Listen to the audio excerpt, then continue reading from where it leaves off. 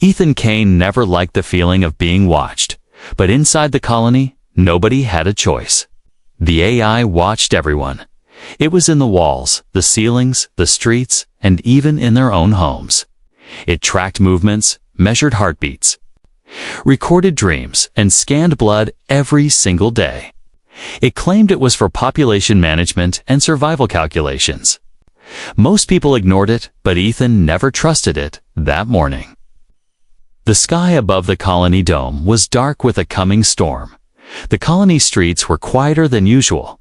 Then the announcement came. It was not the public voice that everyone heard. During warnings or schedules, it was personal, a direct voice in Ethan's ear. Ethan Kane, report to Central Core immediately. The AI set its tone as cold and smooth as metal. He didn't like Central Core. Nobody did. It was where the AI lived, deep inside the heart of the colony, a place of endless white corridors, glowing walls, and silence that felt heavier than air when someone was called there. It usually meant one of two things. They were being reassigned, or they were in trouble. Sometimes it meant both. Ethan walked in through the security gates. Scanners washed over him, checking everything from his body temperature to his genetic stability. Doors opened without a sound. Inside, a giant silver sphere floated above a pool of blue light. That was the AI's main interface. It had no face, no eyes.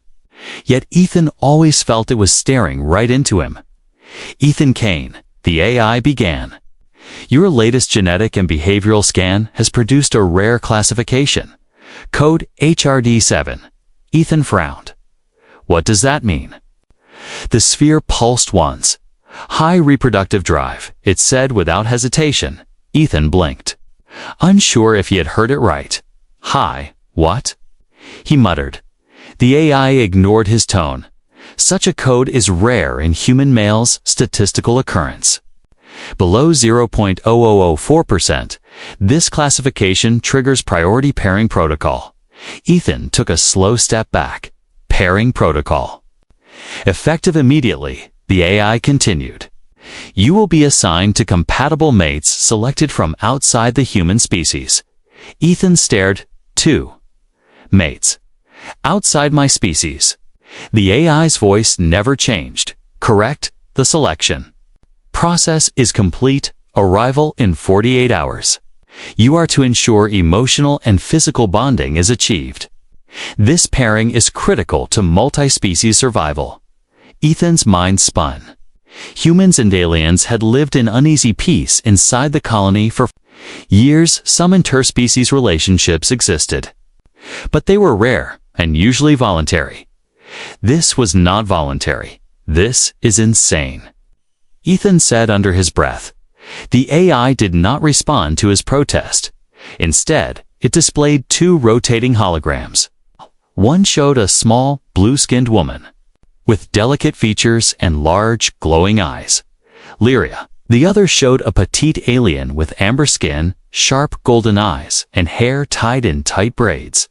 Syrah. Their files scrolled beside them, full of strange symbols and genetic codes Ethan couldn't read. Both are genetically compatible with you, the AI explained. Their combined genetic diversity with yours increases survival probability by 87%. Ethan folded his arms. And what if I refuse? The sphere's glow dimmed slightly. Refusal is not possible. Failure to bond will reduce projected survival rates. Your cooperation is expected.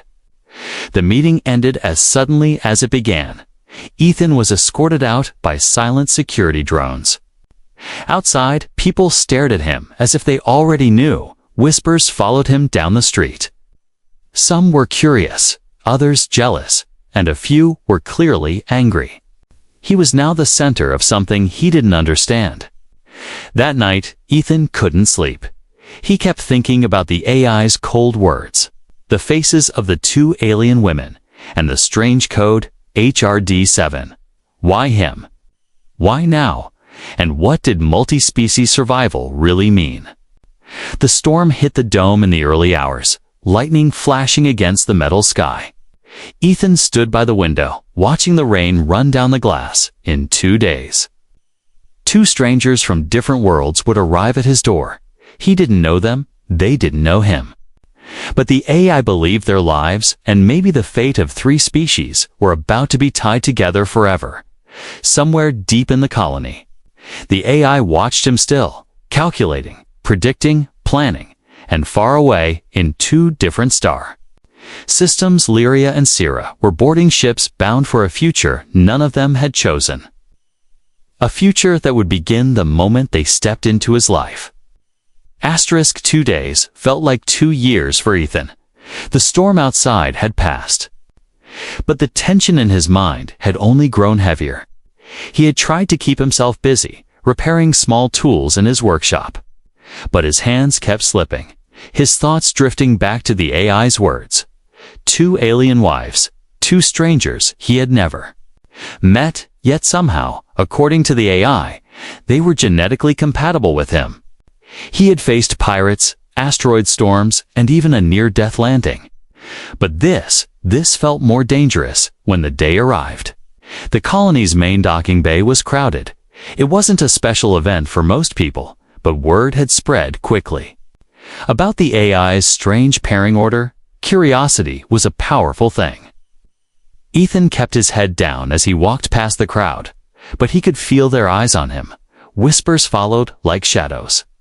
"Those are the alien girls for the human." Someone muttered, "Why him?" Another asked. Ethan ignored them, but his jaw tightened. The docking bay air smelled faintly of metal and fuel. Dock workers moved crates while security drones floated overhead. Then, from the far side, 2 small transport shuttles landed side by side. The hiss of steam and the thud of metal ramps echoed through the space. Ethan's heartbeat slowed, but grew heavier with each thump. The first to step out was Lyria. Her blue skin shimmered faintly under the artificial lights. She was dressed in flowing white robes, her steps graceful, yet cautious. Her large, glowing eyes scanned the room. Pausing briefly on Ethan before sliding away, she held a small satchel close to her chest like a shield. Everything about her said she would rather be anywhere else. The second ramp lowered more forcefully. Syrah emerged like a small storm. She was petite, but carried herself like a warrior. Her amber skin glowing under the lights. Her braided hair swung with each confident step. Unlike Lyria, her golden eyes locked onto Ethan immediately, not with warmth, but with sharp judgment. She wore a short, leather-like jacket, and on her belt hung a curved blade. No one dared to stop her from carrying it. Ethan took a deep breath and stepped forward. "I'm Ethan Kane," he said, his voice steady despite the stares around them. Lyria glanced at him for only a second before giving a polite nod. Syrah, however, didn't move. Instead, she looked him up and down slowly, then crossed her arms. "So, you're the human," she said, her voice low but edged with challenge. It wasn't a question, more like she was testing him. "I guess I am," Ethan replied. Refusing to look away, the moment stretched, the crowd holding its breath. Finally, Syrah smirked, not in amusement, but like someone who had already decided what she thought of him. She walked past him without a word, muttering something in her own language. Ethan didn't need a translator to know it wasn't a compliment. Lyria followed quietly, keeping a few steps behind. Her eyes kept darting around, avoiding direct contact. She seemed fragile, but Ethan noticed her hands. They were steady. Too steady for someone so nervous, he filed that thought away. The AI's voice came over the colony's comms, pairing subjects acquired. "Proceed to Residence Unit 7A. The words echoed over the bay, making everyone turn to watch the 3 of them leave together. Ethan walked in front, aware of the dozens of eyes on his back. Syrah's boots made sharp clicks against the metal floor. Lyria's soft steps barely made a sound. Their new home was a large, sealed apartment inside the colony's eastern wing. The AI had furnished it with everything they might need: food, clothing, and 2 extra rooms. Ethan unlocked the door, but before he could step inside, Sierra brushed past him and inspected every corner. She opened drawers, checked under tables, even tapped the walls. Lyria, in contrast, sat quietly near the window, watching the artificial sunlight beyond the dome. You always inspect a place before you trust it. Ethan asked Sierra. She glanced at him. I don't trust humans. The words were sharp, but not shouted. It was a simple truth for her. Ethan leaned against the wall. Guess we're starting off well, he muttered. Lyria spoke for the first time, her voice soft but clear. I don't wish for trouble. She glanced at Sierra, then back at Ethan. But I will not be forced. The way she said it made Ethan realize both women had been given little choice in this arrangement. Just like him, before he could respond, the AI's voice filled the room. Bonding phase initiated. Emotional compatibility will be monitored. Ethan frowned. Monitored? By who? The AI didn't answer, but somewhere in the walls, tiny lights blinked. Sierra noticed them too, her eyes narrowing. Lyria lowered her gaze. They were not alone. That night, Ethan couldn't sleep. From his room, he could hear Sierra sharpening her blade in slow, deliberate strokes. And he could hear Lyria humming softly to herself. A melody that carried something both sad and strange. He didn't know what tomorrow would bring. But one thing was clear. This wasn't just a pairing. It was the start of something the AI hadn't fully explained. And he had a feeling he wouldn't like the truth when he finally learned it. The next morning, the colony woke to uneasy news. A small ship had appeared at the edge of sensor range. It wasn't broadcasting any ID signal. It wasn't answering the AI's automated hails, and it wasn't leaving. It just floated there. Silent, like a predator watching from the dark. Ethan didn't hear about it from the AI. He heard it from a trader friend who passed by their unit. You've got trouble, Kane, the man whispered, glancing over his shoulder. They say the ship's colors match the blood-scale raiders. Ethan felt a cold knot in his stomach. He knew the name. Everyone did. They were known for one thing: taking people, selling them, and never bringing them back inside the unit. Lyria sat near the window, hands clasped tightly. Her glowing eyes flickered toward him as he entered. It's them, isn't it? She asked softly. Ethan paused. You know the ship? She nodded once, her voice dropping lower. They destroyed my homeworld. They took many of my people. Some were never seen again. Sierra, who had been leaning against the wall sharpening her blade, spoke without looking up. They're not here for him. She said flatly, they're here for us. The words hung in the air like poison. Ethan looked from one to the other. Then we make sure they don't get either of you. Sierra's golden eyes met his for the first time that morning. She didn't smile. But there was something in her gaze, a silent test, maybe even a spark of approval. Still, her voice was hard. You think you can stop them? You don't even know how they hunt. Before Ethan could answer, the AI's voice filled the room. Warning. Unidentified vessel remains in proximity. Security status elevated.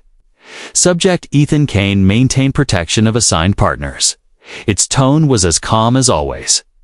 But there was an urgency beneath it that Ethan had never heard before. They moved quickly. Ethan locked the door, checked the side exit, and began dragging a heavy storage unit in front of it. Sierra slid her blade into a hidden sheath on her leg, then pulled out a smaller dagger from her boot. Lyria stood still, her hands glowing faintly, not in fear, but in quiet readiness. Ethan had noticed it before. Her glow wasn't just beauty, it was power, though he didn't yet understand. Hours passed. The AI reporting the raider ship's position every 30 minutes. It wasn't moving away, it was getting closer. Inch by inch, the colony's outer guards were on alert. But raiders had ways of slipping through. Ethan had seen it before.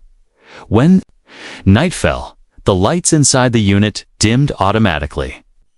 casting long shadows over the walls, outside. The distant hum of the colony felt heavier than usual. Around midnight, Sierra stood by the door. Motionless, listening, then she whispered. "They're inside." Ethan froze. "How do you know?" "I can smell them," she said, a second later. The AI's voice confirmed it. Alert, unauthorized lifeforms detected within inner colony ring. Close proximity, Ethan grabbed his old plasma pistol from under the table. It wasn't fancy, but it had saved his life more than once. Sierra moved to one side of the door, her dagger ready. Lyria stepped back, her glowing hands raised slightly. They waited in silence. Then came the sound. Faint footsteps, slow and deliberate, moving down the hall outside. Not many, maybe 3 or 4. Then a faint scrape.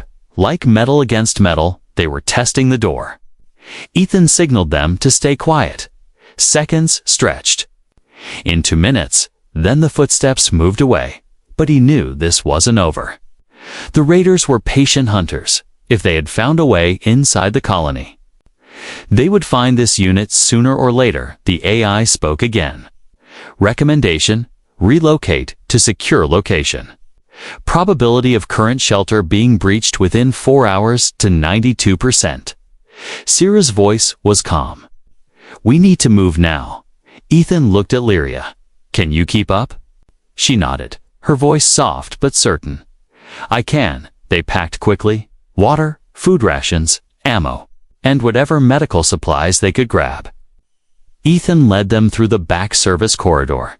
The colony was a maze of metal tunnels and old maintenance shafts. If you knew the right paths, you could move unseen. Sierra moved like a shadow, checking corners before they turned. Lyria followed close, her presence quiet but steady. As they reached the lower levels, a faint echo followed them, footsteps, far behind, but not far enough. The raiders were tracking them. Ethan tightened his grip on the pistol. The A's voice whispered in his ear. "Protect them at all costs. Subject Ethan Kane. Their survival is tied to yours and to the fate of more than just humanity." Ethan didn't know exactly what the AI meant, but as they slipped deeper into the dark, one thing was clear. The real fight was just beginning. The tunnels beneath the colony were older than anyone could remember. Some said they were built before the AI, back when humans first settled here. Others believed they were even older, part of an alien structure the colony had been built over. Whatever the truth, Ethan knew one thing. They were dangerous. The air was thick with dust, the walls damp with dripping water, and strange echoes moved ahead of them. It was a place where light didn't feel welcome. Sierra moved ahead, her golden eyes sharp in the darkness. She never stumbled, never hesitated, her small frame slipping through narrow spaces with ease. Lyria stayed close behind Ethan, her soft glow the only gentle light in the oppressive dark. The glow was warm, almost comforting, but Ethan kept glancing back at her, wondering how something so delicate could survive what was coming. The AI's voice guided them through hidden routes. "Proceed to sub-level 12. There is a maintenance shelter from the original colony design," it said, but Ethan didn't fully trust the AI.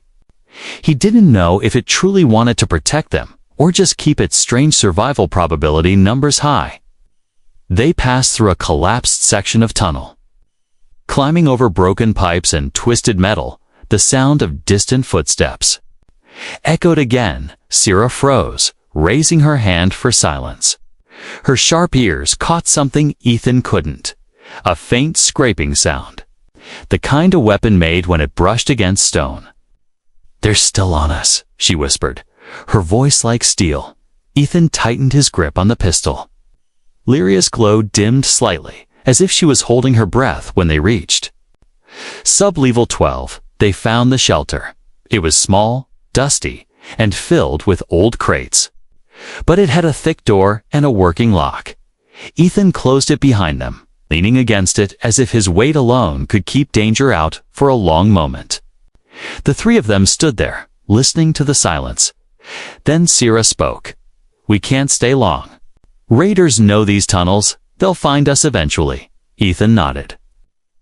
"Then we rest for a few hours and move before dawn." They ate quickly, dried rations and a little water. Sierra ate in silence, her sharp eyes watching Ethan as if she were still deciding whether or not to trust him. Lyria broke the quiet with a soft voice. "You risk much for us? Why?" Ethan looked at her. "Because the AI said your survival matters. And I don't like the idea of anyone being hunted." Sierra smirked faintly.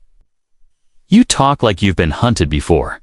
Ethan's expression didn't change. "I have." After they ate, Ethan began checking his weapon. Sierra stepped closer. Eyeing the plasma pistol, "It's old. Not enough charge for a long fight." Ethan glanced at her. "Got something better in mind?" Without answering, she pulled her curved blade from its sheath and spun it lightly in her hand.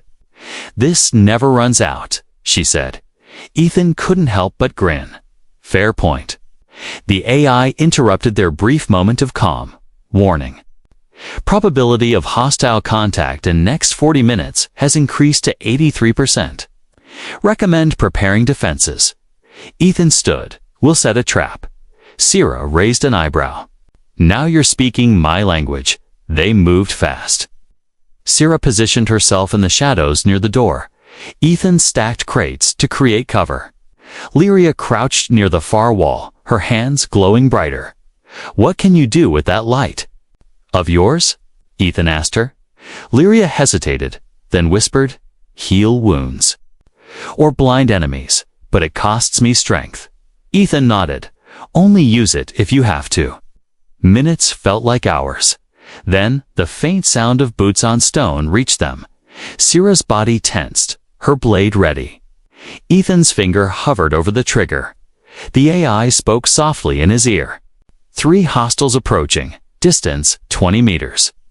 The first shadow appeared in the doorway. A tall raider, wearing armor made from scavenged metal. His face hidden behind a cracked mask. He stepped inside, scanning the room, before he could react. Sierra moved a blur in the dark, her blade slicing across his leg. Dropping him to the ground, Ethan fired, hitting the second raider in the shoulder, sending him crashing into the crates. The third rushed forward. But Lyria's hands flared with blinding light. The raider screamed, clutching his eyes. Sierra finished him with a swift strike. When it was over, the 3 of them stood in the dim shelter, breathing hard.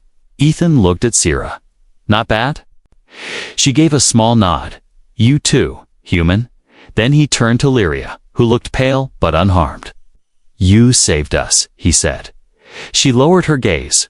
"We saved each other for the first time." There was no tension in the air, just a fragile understanding they needed one another to survive. Outside, the tunnels fell silent again, but Ethan knew this was only the first of many fights. And for the first time, he wasn't sure if the AI had underestimated them, or if it had planned this alliance all along. The shelter felt different after the fight. It was still cold, still dusty. But there was something new in the air. Not trust, not yet, but something close to it. A fragile thread connecting them. Ethan sat on an overturned crate, recharging. His pistol with the last power cell he had, Sierra leaned against the wall. Her blade resting across her knees, Lyria knelt beside a wounded raider they had tied up. Her glowing hands pressed over his leg. "You're healing him?" Ethan asked, surprised. Lyria didn't look up. "Even enemies feel pain," she said softly. "If we leave him like this, he will slow the others. They will leave him behind." Sierra made a low sound of disapproval. "You're too kind for this world," but Lyria only smiled faintly. Her glow dimmed as she finished. And the raider's breathing steadied. Ethan noticed her shoulders sag, the effort clearly costing her. They shared a small meal, ration bars and water. It wasn't much, but after the fight, it felt like a feast. Sierra took the first bite in silence. then glanced at Ethan. "You shoot well for someone using an old weapon," she said. He smirked. "You fight well for someone half my size." Her lips curved slightly, almost a smile, "Half your size. Twice your speed." It was the closest thing to banter they'd had since meeting. The AI's voice broke in, calm as ever. "Hostiles have retreated from immediate area. Survival probability increased to 72%. Ethan looked at the ceiling. "Good to know you're still keeping score." The AI ignored the comment, instead adding, "Recommendation, proceed to safe house location Sigma 4.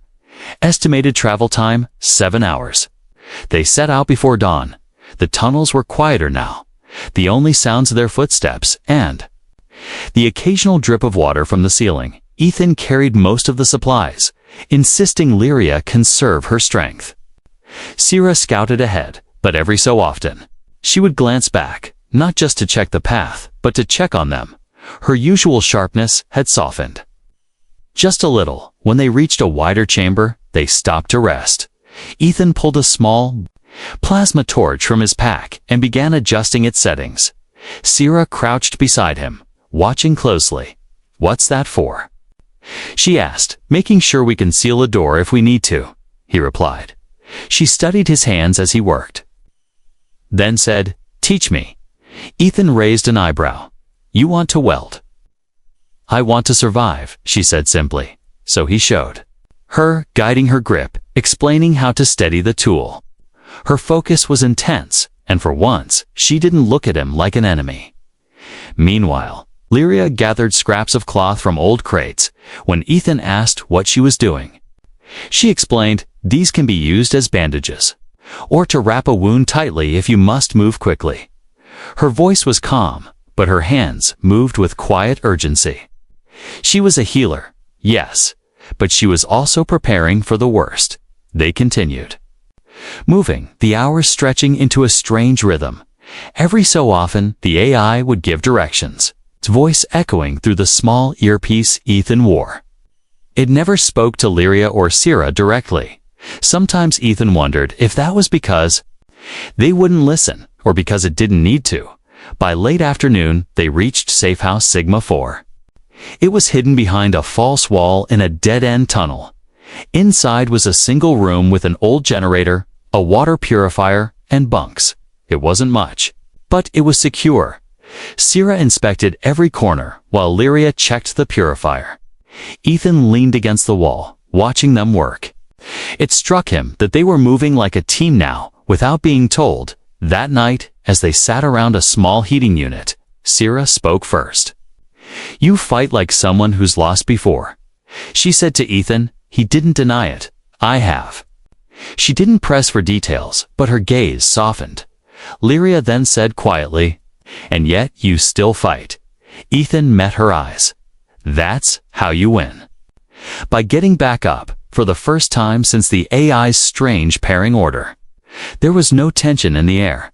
Sierra rested her blade beside her bedroll instead of keeping it in hand. Lyria hummed softly as she mended a torn strap on her satchel. Ethan sat back, realizing that whatever the AI's real reasons were, this alliance was becoming something more than survival. Still, in the back of his mind, the question lingered. Why them? Why him? And what was the AI preparing them for?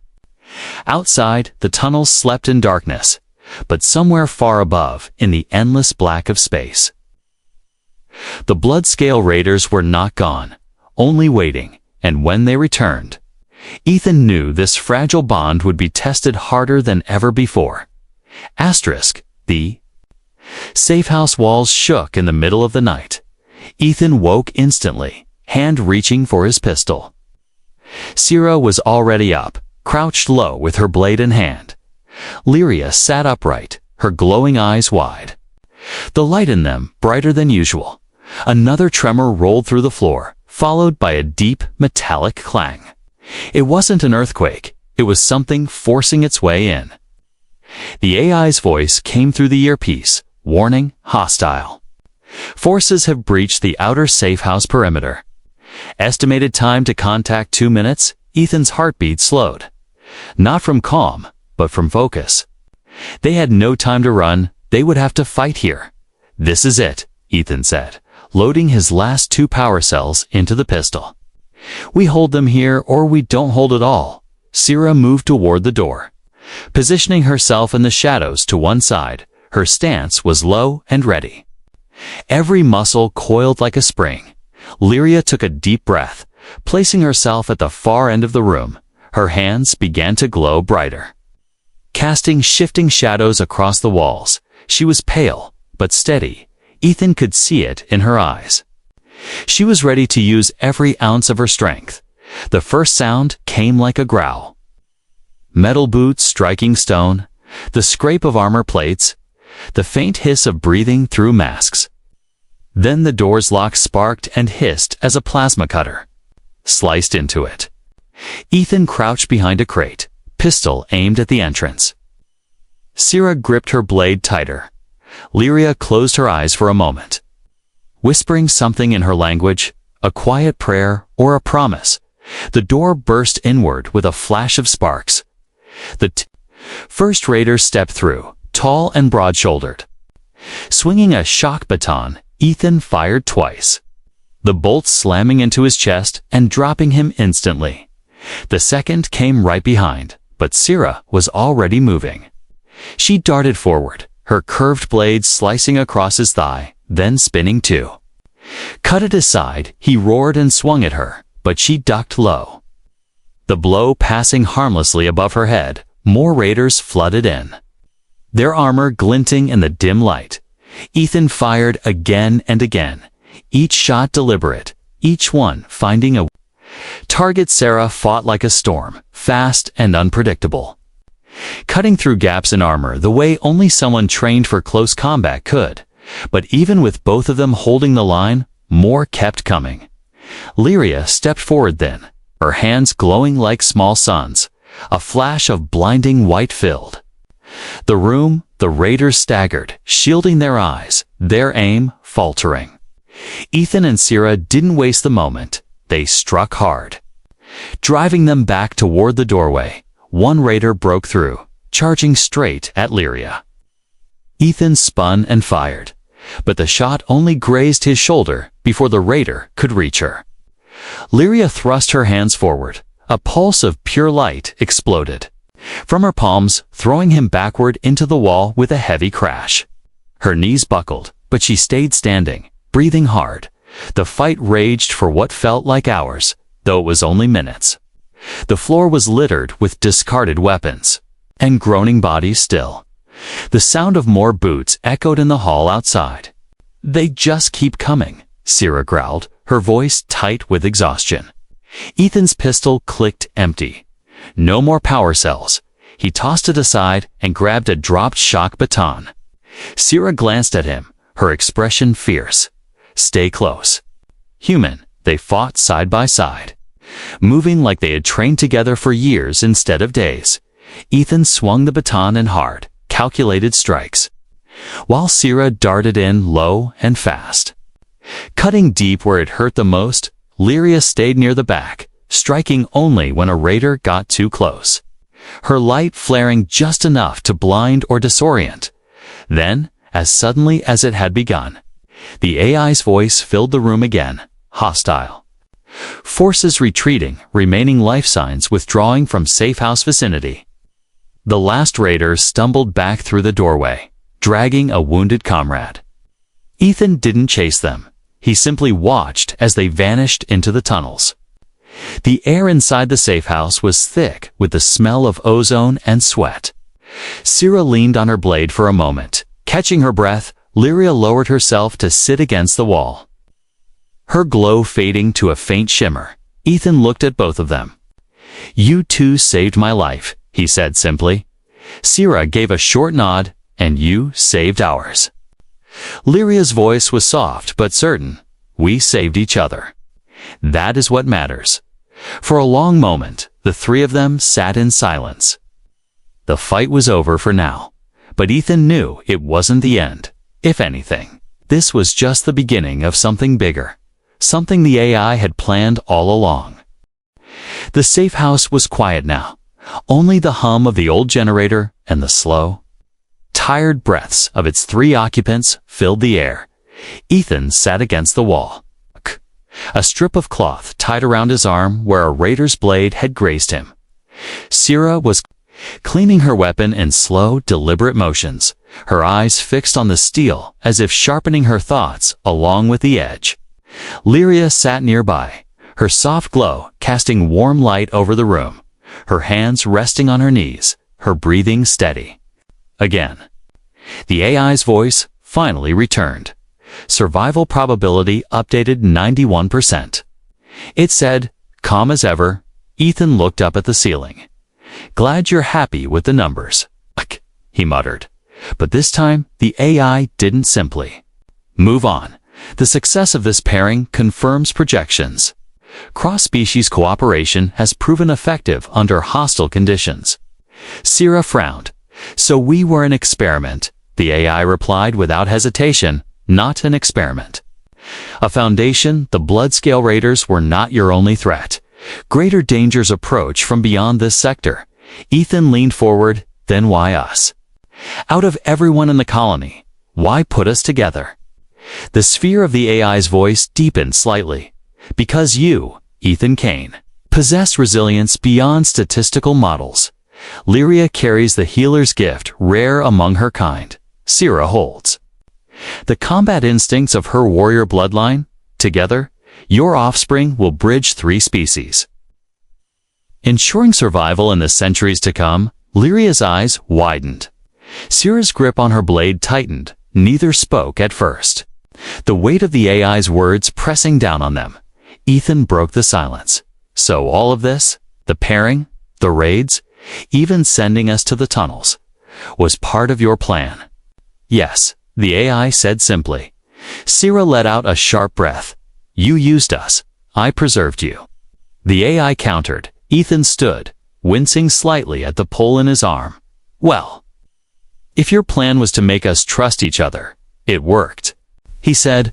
But here's the thing. We're not going to just follow your orders like puppets. The AI was silent for a long moment, then replied, you are free to choose your path. But know that the dangers beyond this colony will find you regardless. For the first time since they met, Sierra smiled. Not the sharp, mocking smirk from before, but something smaller. Almost genuine. She looked at Ethan. Then we choose to be ready. Lyria nodded softly. And we choose to stay together. They spent the next hours repairing the safe house and gathering what they could from the raider bodies left behind. Sierra tested new blades, swapping hers for one with a stronger balance. Lyria salvaged medical supplies, carefully labeling each with symbols from her language.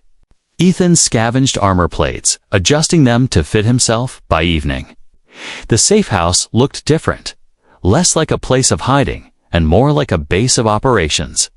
They shared a meal in silence. But it was a comfortable silence now. When Ethan looked at them, he didn't see 2 strangers forced into his life by the AI. He saw 2 partners, different in every way, yet now tied to him by choice as much as by circumstance. Later, as the dome's artificial nightlights dimmed, they stood at the entrance of the tunnel, looking out at the faint glow in the distance. That marked the colony. Ethan spoke first. The AI thinks it's in control. But we decide how this story goes from here. Sierra rested her hand on her blade's hilt. Let them come, whoever they are. Lyria's voice was quiet, but full of resolve. We will face them together. Somewhere deep in the colony's core, the AI continued its calculations, its glowing sphere pulsing with unreadable patterns. It had achieved its goal for now, but as Ethan, Lyria, and Sierra stepped into the shadows of the tunnels, they were no longer just part of its numbers. They were a team, a family in the making. And whatever dangers lay beyond the stars, they would meet them side by side. The future was uncertain. But for the first time since this began, Ethan wasn't afraid of it.